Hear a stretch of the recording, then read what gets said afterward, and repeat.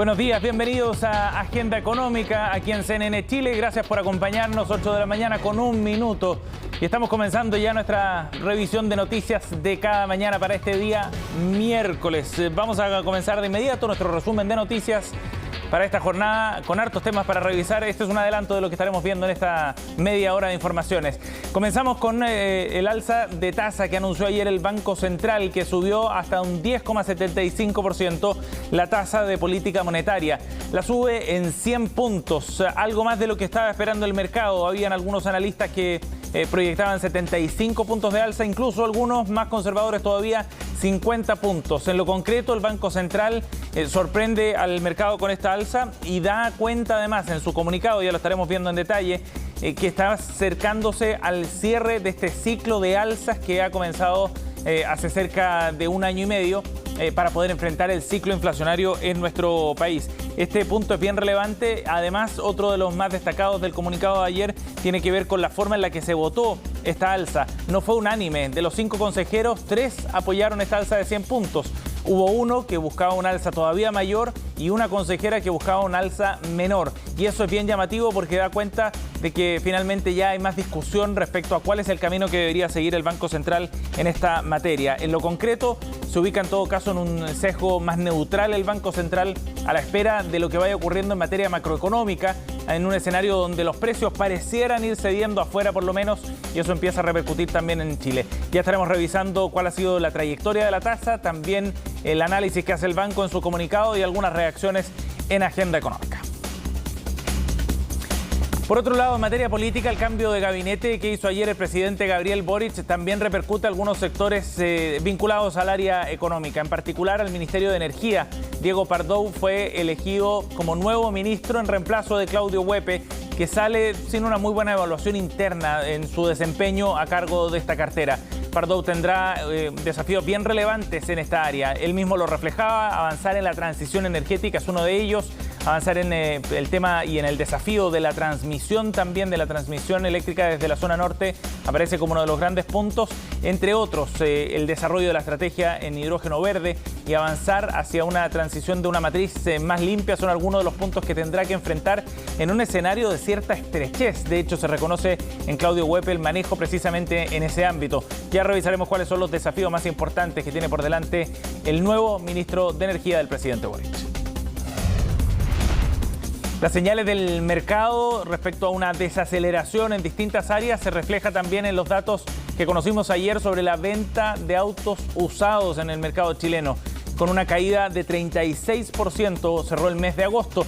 Fueron más de 86.000 unidades las vendidas en este mercado de autos usados que estuvo muy exigido en su momento, fundamentalmente cuando no había mucho stock de autos nuevos. A comienzos del año 2021, con harta liquidez además en el mercado local, se llegó a un pic superior a los 140.000 unidades vendidas a comienzos del año pasado. Sin embargo, eso ha ido desapareciendo. Se ha repuesto el stock de autos nuevos, ya hay más flujos normales en este mercado y por otra parte también la menor actividad económica repercute en este sector. Ya estaremos revisando más detalles de lo que ocurre en este sentido. Y en el sector de las ISAPRES, que desde hace algún tiempo vienen presionando por cambios regulatorios y advirtiendo sobre los problemas para el sector, para la continuidad del sector, bueno, hay novedades importantes. Ayer la Superintendencia de Salud dio a conocer precisamente cuáles son los cambios en esta materia y cómo se va a llevar adelante el proceso de adecuación de planes. Por un lado, estableció ya los mecanismos para la devolución de aquellos cobros que se hicieron y que fueron revertidos por la Corte Suprema. Y por otra parte, marca también una hoja de ruta para poder avanzar hacia el nuevo proceso de adecuación. Las ISAPRES lo primero que tendrán que hacer es justificar las alzas de planes que tienen contempladas para este año detalladamente, tal como lo exigió precisamente la Corte Suprema. Ya les contaremos más de las reacciones también que hubo en torno a estas novedades que entregó ayer el superintendente. Y en los mercados revisamos lo que está ocurriendo a nivel internacional, luego veremos qué es lo que pasó en Chile el día de ayer, pero partamos con los números de fuera. El Eurostoxx a esta hora cae 0,53%, este indicador que pondera varias bolsas europeas. Londres cayendo 0,56% a esta hora de la mañana. El Nikkei más temprano ya cerró 0,71% de pérdida. Escenario negativo que se repitió también en Hong Kong con caída cercana al 0,8%. En otra jornada pesimista en las bolsas a nivel internacional. Acá en Chile, como les contábamos, se fue diluyendo rápido el efecto del triunfo del rechazo que el día lunes había impactado positivamente a la bolsa y al tipo de cambio. Ayer la bolsa local cayó 2,96% en su selectivo, el IPSA. De esa manera perdió buena parte de lo que había ganado durante la primera jornada de la semana, mientras que el dólar subió hasta 893 pesos. Y nuevamente entonces va en sentido contrario a lo que había insinuado en las primeras horas de transacción del día lunes, en un contexto donde al parecer la apreciación del dólar afuera está incidiendo más que los factores internos para el tipo de cambio acá en nuestro país. Bien, comenzamos entonces con los detalles del anuncio que hizo ayer el Banco Central. Tras la reunión de política monetaria, los consejeros decidieron subir la tasa de interés de referencia en 100 puntos base para llevarla hasta 10,75%. Ya les contábamos que el mercado estaba esperando un alza, pero no tan fuerte. La apuesta del mercado estaba más cerca de los 75 puntos base, algunos incluso menos que eso, 50 puntos base decían, para poder ir suavizando este ciclo de alza de tasas que ha tenido el Banco Central. Sin embargo, el banco sorprende, como decíamos, con un alza más fuerte, que eso sí da luces de que podríamos estar llegando al cierre. Es bien relevante cómo el banco va dosificando de alguna manera las subidas que tiene planificado, y en ese sentido quizás o elige más bien una estrategia de dar un golpe rápido en esta alza del mes de septiembre, y en la próxima reunión de octubre quizás hacerlo más suave, porque el mismo comunicado, y ya veremos los detalles, plantea eso precisamente, que estamos entrando en la etapa en la que ya nos acercamos al cierre de este ciclo de alzas que ha venido desde el año pasado, desde mediados del año pasado, en un ciclo inflacionario importante para nuestro país. Queda más claro si es que vemos la siguiente gráfica, miren, donde vemos la tendencia en la que se ha movido la tasa de política monetaria en nuestro país y que, como decíamos, podría estar acercándose a su fin. En junio del año pasado teníamos una tasa de referencia de 0,5%. De ahí vino un alza de un cuarto de punto en el mes de julio y recién empieza a acelerar esta tasa a partir de diciembre. Ahí viene la primera subida fuerte cuando sube en 1,25 puntos y luego en enero sube 1,5 puntos porcentuales la tasa de política monetaria. En esos momentos el Banco Central estaba en el despliegue de su estrategia más agresiva, se repitió eso también en marzo y se fue aminorando ya a partir del mes de junio. Ahí vemos alzas de 75 puntos base y ahora la de septiembre, recordemos que en agosto no hubo reunión, es de 100 puntos base. Pero esto ya empieza a alcanzar su pic, es lo que insinúa al menos el Banco Central en su comunicado, y de esa forma entonces nos estamos acercando a una etapa de normalización. Y lo que interpretan en el mercado es que está con un sesgo más neutral el banco respecto a lo que viene hacia el futuro. ¿Podrán venir alzas? Sí, claro, pero serían bastante más suaves y ya estabilizándose de aquí hacia fines de año. Incluso en la encuesta de operadores de financieros se prevé que en marzo podría comenzar un repliegue de la estrategia y en los primeros recortes de tasa en mucho tiempo. Estamos hablando, para tener una dimensión de lo que está haciendo el Banco Central, de los niveles de tasa más altos desde el año 99, en plena crisis asiática. Eso es lo que da cuenta la estrategia que ha desplegado el banco. Y como les decíamos, sorprendió que no fuera unánime la decisión. De los 5 consejeros, 3 apoyaron el alza de tasa, pero por otra parte fueron los consejeros Costa, Céspedes y Noudón. Pero por otra parte, uno de los consejeros, García, sugería un alza aún más fuerte de 125 puntos y Griffith Jones sugería un alza de 75 puntos, menor a lo que finalmente se aplicó. Veamos parte del comunicado para entender cuáles son los fundamentos de parte del Banco Central para este aumento de tasa. Hay algunas señales bien interesantes. Siempre es importante leer en detalle lo que está insinuando el Banco Central al justificar este aumento. Dice, con esta decisión la tasa se ubica en torno al nivel máximo que considera el escenario central del IPOM de septiembre. Eso significa que estamos llegando a este cierre de ciclo. Los próximos movimientos van a depender de la evolución del escenario macroeconómico, lo que le da el sesgo neutral. El Consejo permanecerá especialmente atento a los riesgos al alza por la inflación, tanto por el elevado nivel que está alcanzado como por el hecho de que las expectativas a 2 años plazo siguen por sobre 3%. Claro, la inflación está en torno al 13% analizada acá en Chile, pero en la encuesta de operadores financieros, por ejemplo, la expectativa para 24 meses más, en 2 años, bordea el 5%, muy alto para lo que tiene como meta precisamente el Banco Central. Sigamos revisando otros párrafos de este comunicado que entregó ayer tras la reunión de política política monetaria del banco. La inflación total ha continuado aumentando, como decíamos, se ubica en torno al 13% en julio. La inflación subyacente sube al 10% y el dato de IPC de julio sorprendió al alza, principalmente, dice el banco, por el mayor aumento de los precios volátiles. Las expectativas se han ajustado al alza y eso es lo que marca entonces el aumento fuerte que trata de imprimir en esta reunión el Banco Central. De todas maneras, hoy día con la entrega del IPOM tendremos más detalles sobre lo que está mirando el banco, cuáles son los antecedentes que maneja para esta expectativa. Veamos qué fue lo que dijeron desde el mercado en parte. Felipe Larraín, exministro de Hacienda, investigador de CLAPES UC, nos cuenta cuál es su mirada sobre la decisión del Banco Central de ayer. Aquí lo que el mercado esperaba eran 2 alzas de tasas para llegar a niveles cercanos al 10,75. Y esto ha significado una alza fuerte. Ahora, aquí hay una interpretación que es la interpretación más probable, y es que el Banco Central, con ese sesgo neutro, parece el Banco Central querer llegar al final de una vez. Y así lo está mostrando en su comunicado, sin dejar de lado la posibilidad de que haya una nueva alza de tasa, pero diciendo que es tan probable una alza como una baja de tasa. O sea, va a depender de las condiciones macroeconómicas que se tengan durante el próximo mes. 8:12. Vamos a cambiar este tema. Estaremos profundizando en todo caso en este aumento de tasa en la entrevista de hoy en Agenda Económica en unos minutos. Pero nos vamos al ámbito político porque el cambio de gabinete que realizó ayer el presidente Gabriel Boric trajo novedades también en los sectores vinculados al área económica, en energía en particular, donde Diego Pardo asume como nuevo ministro en reemplazo de Claudio Huepe, quien fue sacado de la cartera. Pardo asume con un desafío bien relevante. Este abogado, doctor en Derecho, tendrá por delante desafíos sobre todo desde el punto de vista regulatorio para un sector que técnicamente es bien complejo y que vive un momento de algunos desafíos legislativos relevantes. Por ejemplo, sacar adelante la ley corta del gas aparece como uno de los temas más importantes, generar también las condiciones para avanzar en el desarrollo de la transmisión en nuestro país es otro de los puntos muy relevantes para fortalecer así el desarrollo de nuevos proyectos de energía renovable en la zona norte fundamentalmente y conectarlos con los centros de distribución. Y por otra parte, la implementación de la estrategia de hidrógeno verde que ha heredado el gobierno, fue planificada en el gobierno anterior, pero es uno de los temas estratégicos en esta área más relevantes para el gobierno del presidente Gabriel Boric, y una reforma a la ley de distribución son algunos de los temas que tendrá en cartera Diego Pardo ahora como nuevo ministro. Desde los gremios valoraron fundamentalmente su experiencia en regulación económica, diseños institucionales sectoriales.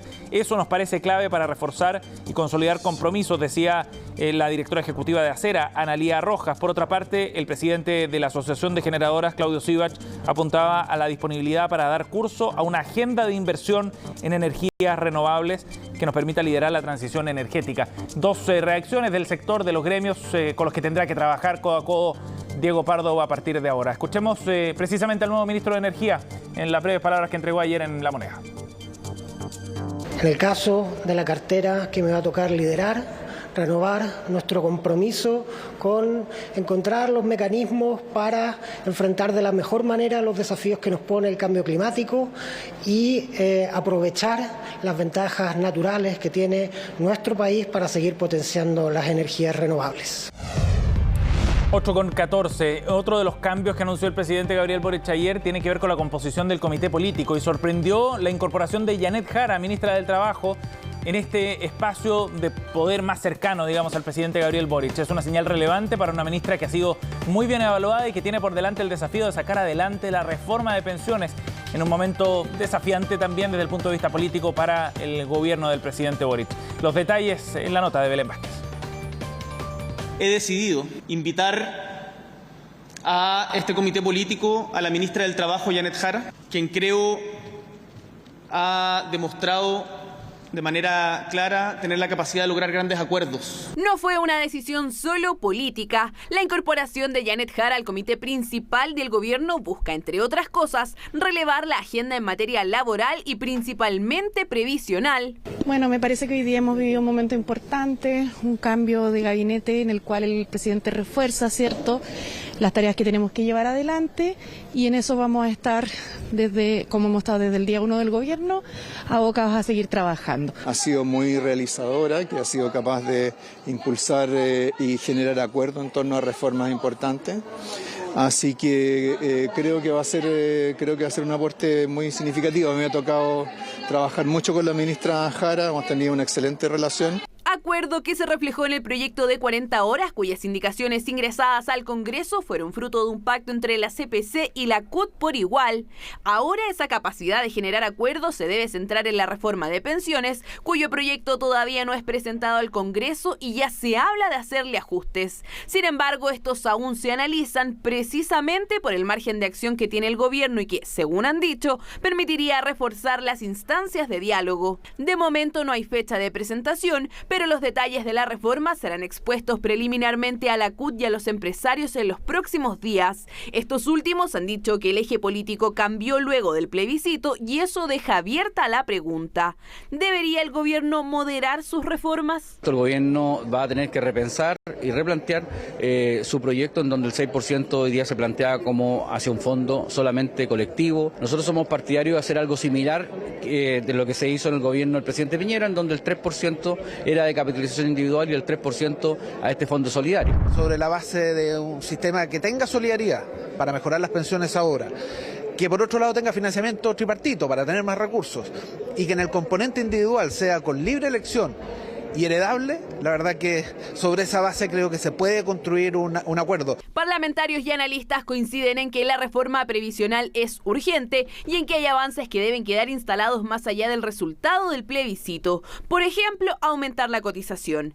¿Quién administraría ese monto extra? Todavía está en discusión, aunque el Ejecutivo ha adelantado que sería un ente público, algo que a juicio de los expertos no es excluyente para la participación del sector privado. Mientras haya ahorro, tiene que haber gestión privada fundamentalmente. Puede haber actores públicos, pero lo fundamental tiene que ser la gestión privada. Y por la razón tan simple de que para que pueda haber sistema financiero se requiere siempre que hayan dos partes. ¿Cuánto podría ceder el gobierno en este nuevo escenario? Es algo que deberá negociarse en el trabajo legislativo y uno de los desafíos para las ministras de Trabajo y SECPRES. Hay pilares como la solidaridad que para el Ejecutivo son claves. Ahora, lo que pasa es que lo que es el pilar solidario desde el Estado requiere de una reforma tributaria para colocar más recursos y con ellos generar la pensión garantizada universal en el tope que se planteó de 250.000 pesos. Y ese es un punto que hay que revisar. Yo creo que lo razonable sería que el 6% fuera a una cuenta colectiva, porque eso lo que permitiría es allegar recursos a quienes más lo necesitan de la forma más rápida. Por ahora en el Congreso se mantienen expectantes. En paralelo se está tramitando la reforma tributaria, que también podría tener algunos ajustes vía indicaciones, pero no debería haber alterada la meta de recaudación. 8:19. Momento de hacer una pausa, pero volvemos con más de Agenda Económica.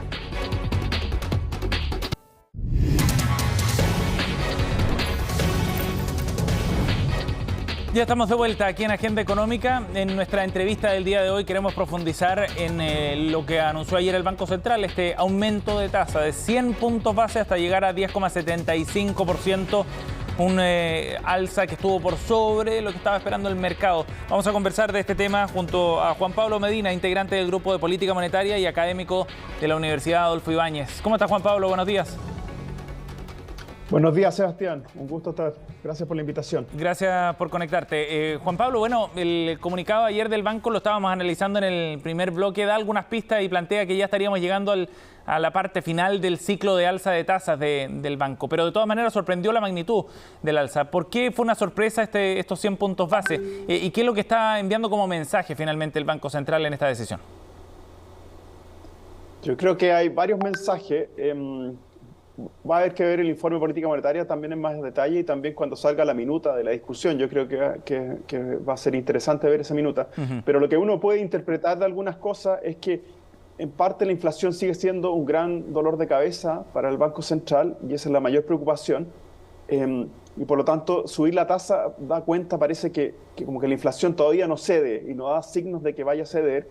Y quizás lo más preocupante es una parte que dice de que se han mantenido al alza las expectativas de inflación. Porque si bien es difícil que el Banco Central en el mes a mes o en el trimestre corriente pueda controlar los registros de inflación, porque la política monetaria actúa con rezago, lo que más preocupa es la expectativa de inflación. Entonces, en esta vez yo creo que hubo de nuevo esta discusión que otra vez habíamos conversado contigo, que tiene que ver con apurar, en el fondo, llegar al fin del ciclo de alzas de tasa. Sí. Yo creo que en esto estaba primando, y tratar de que en el fondo sea como el fin del término, para que cuando los datos de actividad económica sean más débiles y claramente más recesivos, a lo mejor la segunda parte de este año o la parte final de este año, como que ya no tenga que subir la tasa y estar esperando que la inflación empiece a ceder. Ajá. Lo que a mí lo que podría agregar es que lo que llama la atención es que si bien está bastante internalizado un escenario más recesivo, de recesión técnica, como algunos dicen, sí, y de un escenario internacional bien desafiante,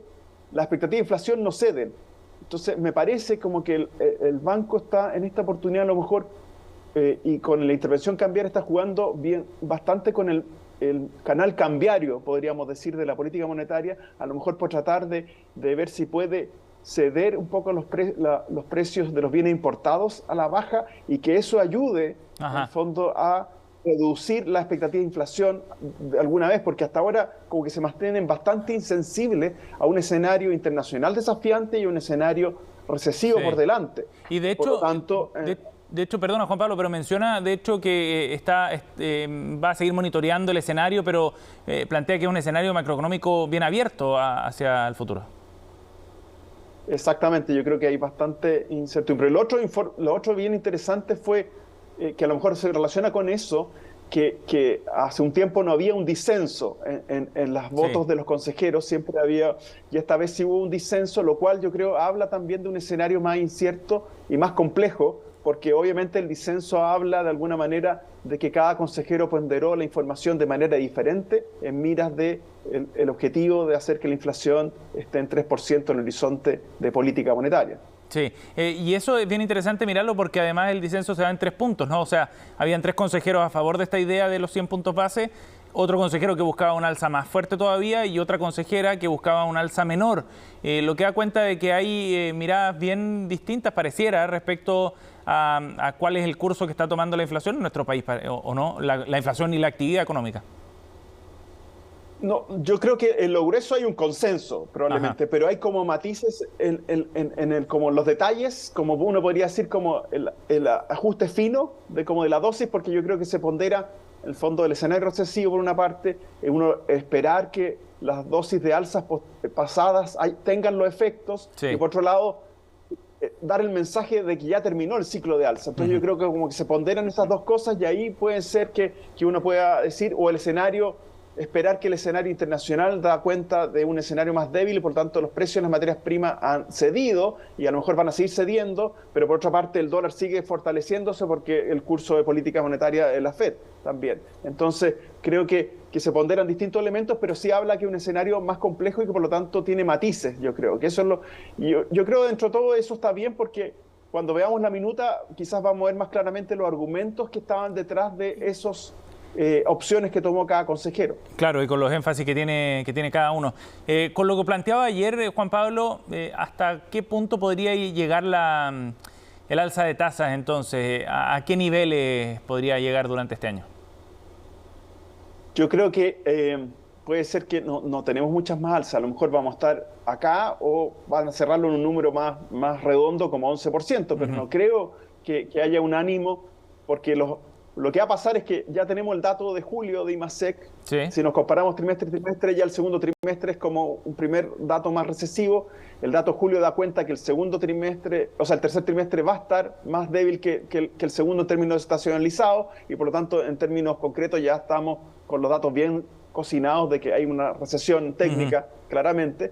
Por lo tanto, si la actividad se desacelera más rápidamente, a lo mejor es mejor hacer una pausa, porque es muy temprano para empezar a decir que van a haber reducciones de tasa, a no ser que uno diga que claramente que la inflación, particularmente lo que importa es la expectativa de inflación. Yo creo que la mayor preocupación es la expectativa de inflación, como se llama, como esa suerte como desanclaje de expectativas, porque mientras la expectativa de inflación, porque a 2 años todos los registros de inflación, del precio del petróleo, para allá, para acá, los alimentos, deberían eliminarse. En el fondo deberían durar un año esos efectos, pero a 2 años que todavía la inflación esté por sobre el 3% es la mayor preocupación para el Banco Central, porque de alguna manera hace más difícil su tarea de controlar la inflación en un momento que la economía en términos de actividad y demanda está muy debilitada.